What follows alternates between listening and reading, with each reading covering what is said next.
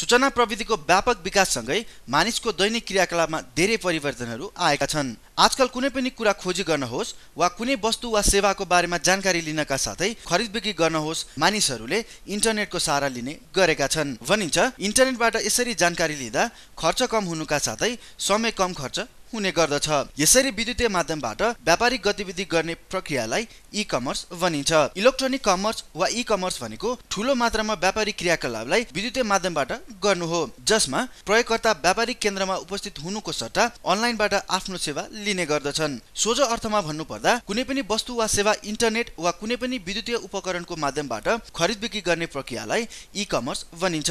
Online खरिद गर्दा तपाईसँग क्रेडिट कार्ड हुन जरुरी छ। जब तपाईले कुनै वस्तु वा सेवा खरिद गर्न चाहनुहुन्छ तब तपाईले आफ्नो क्रेडिट कार्ड नम्बर विक्रेतालाई अनलाइन दिनु पर्दछ। त्यसपछि विक्रेताले उक्त सामानको मूल्य लिई तपाईलाई कुनै पनि माध्यमबाट तपाईले चाहेको स्थानसम्म उक्त वस्तु वा सेवा पुर्याइदिने गर्दछ। ई कमर्स भिन्न भिन्न प्रकारका हुने गर्दछन्। कुनै पनि दुई व्यापारिक संस्था बीच हुने क्रियाकलापलाई B2B ई कमर्स भनिन्छ। अनलाइनमा हुने यस्ता क्रियाकलाप मध्ये 80% B2B ई कमर्स हुने गरेको पाइन्छ। उदाहरणका लागि IBM, HP, सिस्को, डेल आदि। सिस्कोले प्रायजसो 90% सेवा अनलाइनबाटै लिने गर्दछ।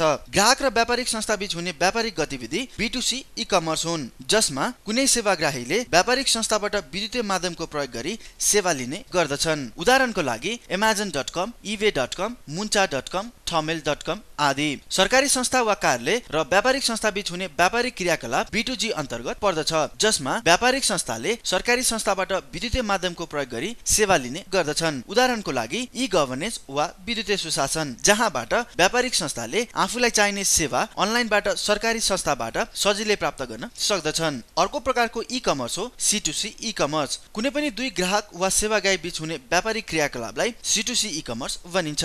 विभिन्न अनलाइन अक्सन जस्तै eBay.com यसका उदाहरण हुन्, जहाँ उत्पादकले आफ्नो सामान बिड गर्नका लागि राख्दछन् र खरिदकर्ताले खरिद गर्ने गर्दछन्। ई कमर्सका थुप्रै फाइदाहरू रहेका छन्। ई कमर्सबाट सेवा लिँदा वा दिँदा सञ्चार गर्न खर्च कम हुनुका साथै समयको बचत हुने गर्दछ। कुनै पनि संस्थालाई अन्तर्राष्ट्रिय बजारमा पाइला राख्न ई कमर्सले मद्दत गर्दछ। त्यसैगरी ई कमर्सको प्रयोगबाट व्यापारिक संस्थालाई ग्राहकको चाहना अनुसार ठूलो क्षमतामा वस्तु वा सेवा प्रदान गर्नका साथै विभिन्न ग्राहक आफूसँग सम्बन्धित संस्था तथा व्यक्तिसँग सम्पर्क स्थापित गर्न पनि ई कमर्स महत्त्वपूर्ण हुने गर्दछ। ई कमर्सबाट ग्राहकहरूले पनि विभिन्न फाइदाहरू उठाउन सक्दछन्। ग्राहकहरूले व्यापारिक स्थल भ्रमण गर्ने झन्झट त कम हुन्छ नै, खर्च र समय बचत गर्न पनि मद्दत गर्दछ। हाम्रो जस्तो विकासोन्मुख देशमा त अझ ई कमर्सको महत्त्वपूर्ण भूमिका हुने गर्दछ। यसले वस्तु तथा सेवा खोजी गर्ने समय र कारोबार खर्च कम गर्न मद्दत गर्दछ, साथै सेवालाई प्रभावकारी बनाउन सहयोग पुर्याउँदछ। ई कमर्सले सूचना प्रवाह गर्न पनि मद्दत गर्दछ। साना तथा मझौला संस्था वा उद्योगलाई अन्तर्राष्ट्रिय बजारमा पाइला टेक्नका साथै देशको आन्तरिक पर्यटनलाई विश्व सामु पुर्याउन यसले सघाउ पुर्याउँदछ। हाम्रो देशमा पनि Muncha.com, Thomel.com जस्ता ई कमर्स वेबसाइटहरूको सुरुवात भइसकेको छ। त्यसैले सरकारले यस सम्बन्धी सही नीति नियम र कानुन बनाई आफ्नो दैनिक कार्यमा यसको प्रयोग बढाई ई कमर्सलाई फस्टाउन मद्दत गर्न सक्दछ।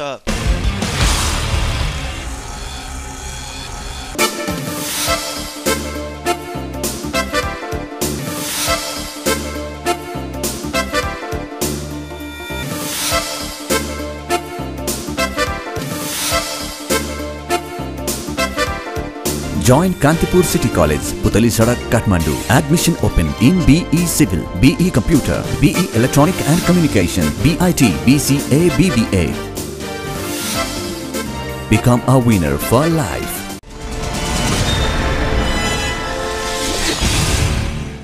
घाँस बाँस कपासका साथै शिक्षा स्वास्थ्य मानिसका आधारभूत आवश्यकताहरू हुन्। दिनौं जसो HIV, स्वाइन फ्लू, क्यान्सर जस्ता रोगहरूबाट मानिसहरूले आफ्नो ज्यान गुमाउने गरेका छन्। नेपाल जस्ता गरिब मुलुकहरूमा अशिक्षा, अन्धविश्वास, गरिबीका कारण स्वास्थ्य सम्बन्धी समस्यालाई धेरै मानिसले ज्यान गुमाउनु परेको छ। स्वास्थ्य सम्बन्धी सेवाको अभाव, जानकारीको कमी र सही सूचनाको अभाव नै जीवन गुमाउने मुख्य कारणहरू हुन्।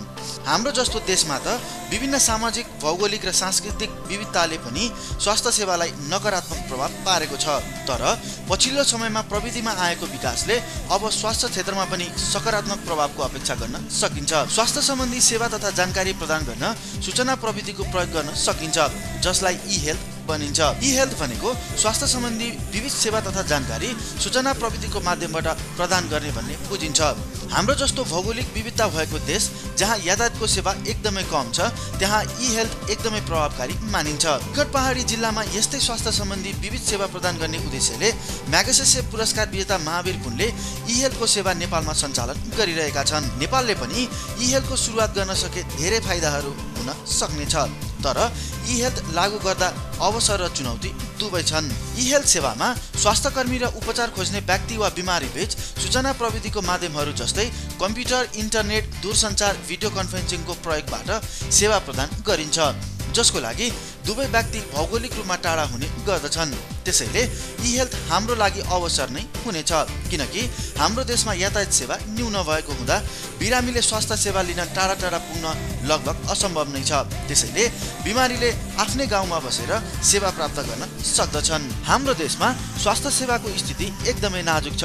हरेक गाउँ र ठाउँमा स्वास्थ्य संस्थाको उपलब्धता छैन। उपलब्ध भएको ठाउँमा पनि राम्रा स्वास्थ्य कर्मीको अभाव छ। यस्तो अवस्थामा विदेशी वा शहरमा भएका राम्रा डाक्टरहरूको सेवा लिन ग्रामीण भएका जनतालाई असम्भव छ। आर्थिक अवस्थाको कमी पनि यस पछाडिको अर्को मुख्य कारण हो।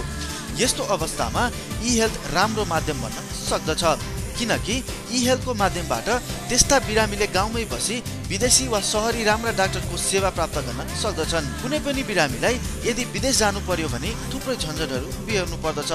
समय खर्चका साथै त्यो देश जान भिसा प्राप्त गर्नु पर्ने हुन्छ, तर ई-हेल्थ सेवा मार्फत बिरामीले केही गरिरहनु पर्दैन र भिजाको पनि जरुरी पर्दैन। त्यसै गरी बिरामीले ई-हेल्थ मार्फत स्वास्थ्य सम्बन्धी सबै खाले सूचना तथा जानकारी प्राप्त गर्न सक्दछन्। यसबाहेक ई-हेल्थका अन्य फाइदाहरू पनि रहेका छन्। ई-हेल्थबाट समयको बचत हुने गर्दछ भने खर्च पनि कम लाग्ने गर्दछ। त्यसै गरी स्वास्थ्य सम्बन्धी जानकारी कुनै पनि ठाउँबाट कुनै पनि बेला प्राप्त गर्न सकिन्छ। यति हुँदाहुँदै पनि नेपालमा ई-हेल्थ लागू गर्न थुप्रै चुनौतीहरू रहेका छन्। सबैभन्दा पहिले ई-हेल्थ सेवा प्रदान गर्न सूचना प्रविधिका उपकरणहरू जस्तै कम्प्युटर, इन्टरनेट, टेलिकम्युनिकेसन आदिको आवश्यकता पर्दछ।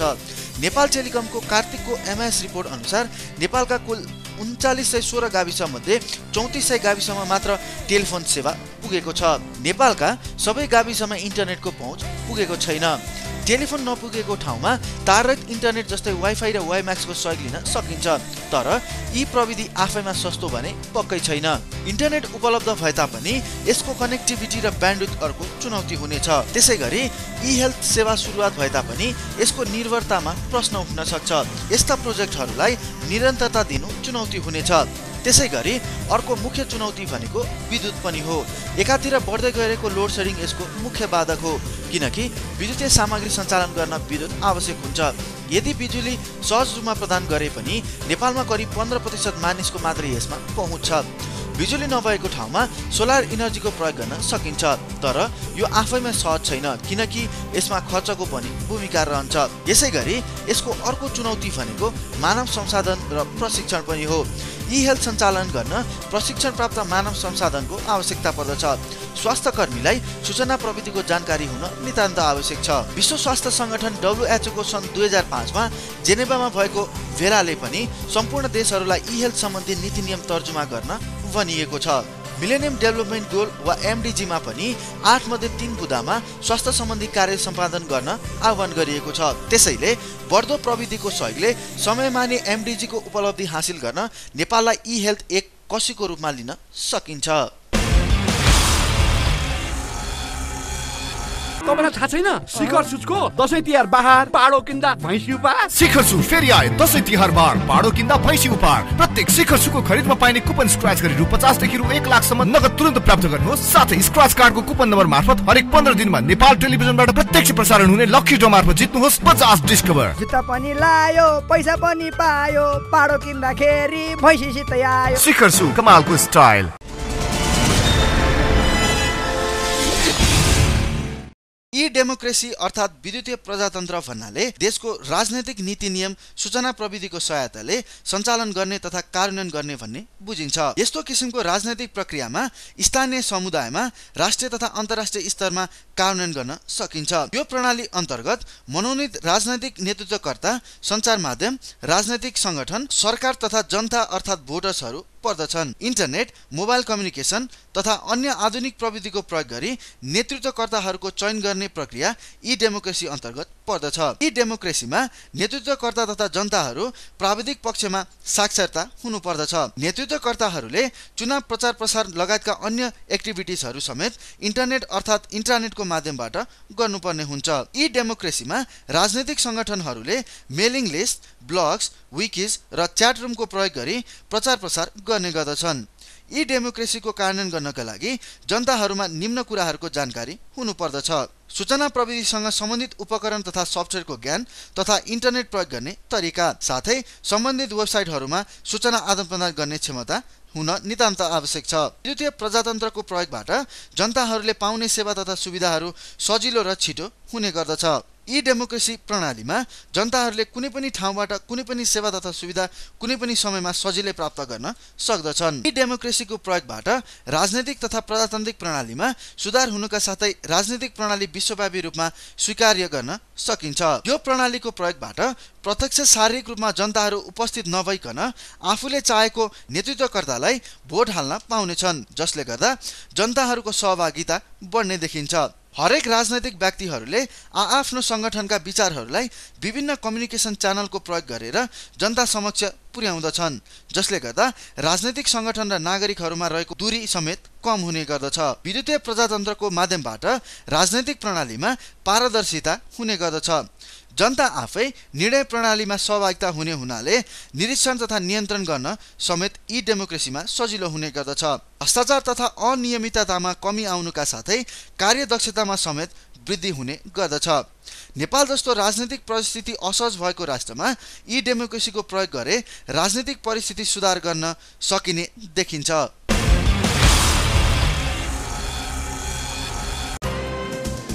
तपाईका कुरा, मेरा कुरा, यताका कुरा, उताका कुरा, युवाका कुरा, हामी सबैका कुरा, हाम्रा कुरा। तपाईलाई हाम्रो प्रस्तुति कस्तो लाग्यो? सुझाव, सल्लाह र प्रतिक्रिया लेख्दै गर्नुहोला। हाम्रो इमेल ठेगाना हो info@ictnepal.com.np। तपाईले यो कार्यक्रम वेबमा गएर पनि हेर्न सक्नुहुनेछ, जसका लागि तपाईले www.ictnepal.com.np मा जानुपर्नेछ। साथै तपाईले फेसबुकमा पनि हाम्रो कार्यक्रम हेर्न सक्नुहुनेछ। त्यसका लागि तपाईले facebook.com/interict मा जानुपर्नेछ। हवस् त, आजको यो कार्यक्रमबाट हामी सबैलाई बिदा दिनुहोस्। नमस्कार।